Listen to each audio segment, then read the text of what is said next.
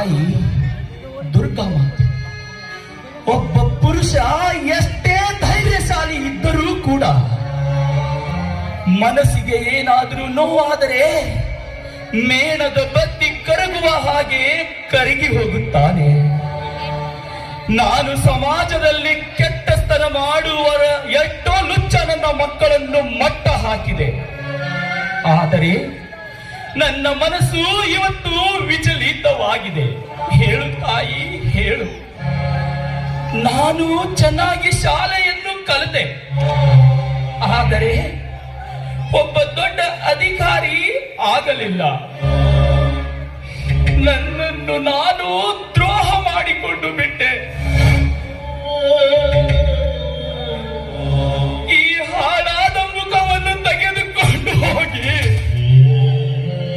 ನನ್ನ ಅಣ್ಣ ನಿಷ್ಠಾವಂತ ಸತ್ಯವಂತನಿಗೆ ಹೇಗೆ ಮುಖ ತೋರಿಸುವುದು?